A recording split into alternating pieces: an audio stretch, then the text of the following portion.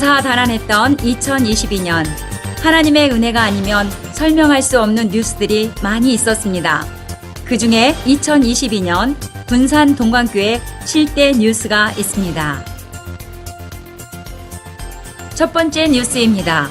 5월 7일 우리 교회는 지역의 어려운 이웃을 섬기기 위해 푸른 초장 카페를 오픈하였습니다. 카페에서 나오는 일체의 수익금을 조촌 동사무소에 위탁하여 소년, 소녀, 무위탁 노인들께 전달하였고 착한 가게로 선정되었습니다. 모든 성도님들의 따뜻한 마음과 14분의 섬김이들이 사랑의 마음이 있었기에 주님의 명령에 순종하여 고아와 과부를 돌아보는 행복한 푸른 초장 카페 사역이 되었습니다.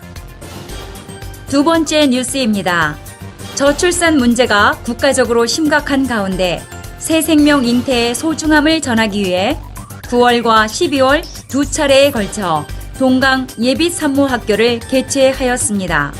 예비산모학교는 군산 관내의 산모들의 새 생명 잉태와 그 소중함과 기쁨을 함께 나누며 성경적 태교와 출산의 전문적 지식을 전달하고 예수님의 사랑으로 축복하는 프로그램이 진행되었습니다.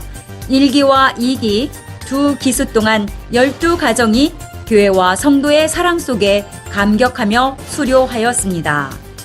세 번째 뉴스입니다. 토요비전 새벽기도회가 9월 17일 300명의 기도용사가 세워지게 하소서라는 비전 기도로 코로나의 영적 침체를 극복하고 하나님의 치유하심과 가정의 회복을 위해 시작되었습니다. 먼저 아버지들이 기도용사로 부름받아 아버지의 영적 리더십이 세워지고 아버지의 축복권이 자녀들에게 부어지며 축복의 상속권을 이어가는 동강교회가 되기를 위해 기도했습니다. 기도회 후에는 모닝 교제를 통해 소그룹이 살아나고 사람을 살리는 살림의 역사가 일어나기를 소망하는 행복한 시간을 가졌습니다. 네 번째 뉴스입니다. 지난 가을 10월 29일 디오션시티 철길공원에서 군산 시민과 함께하는 가을 음악회를 개최했습니다. 길거리 버스킹 형식을 빌려 진행된 가을 음악회는 앙상블 연주와 성악, CCM 찬양과 복음적인 대중가요 등 다양한 구성으로 교회 음악에 생소한 시민들과 기존 성도가 함께할 수 있는 화합의 장이 되었습니다. 다섯 번째 뉴스입니다. 코로나 팬데믹 이후 멈추었던 새가족 해피데이가 만 3년 만에 개최되었습니다. 코로나 확산의 여파로 교회들의 예배가 위축된 상황 속에서도 하나님의 인도하심으로 우리 교회를 찾아 등록하신 성도님들을 환영하고 축복할 수 있었습니다. 새가족부와 1:1 매칭 그리고 스태프들의 헌신으로 새가족들이 교회 정착과 신앙생활에 자신감이 생기는 행복한 시간이 되었습니다. 여섯 번째 뉴스입니다. 코로나를 극복하고 3년 만에 동강 아카데미가 레슨을 시작하고 봄에는 작은 음악회, 가을에 정기 연주회를 개최하였습니다. 이번 정기 연주회는 가족이 함께 수강하는 분들이 많아져서 부모와 자녀 또는 형제와 자매, 가족 간의 듀엣으로 연주하며 그 의미를 더했습니다.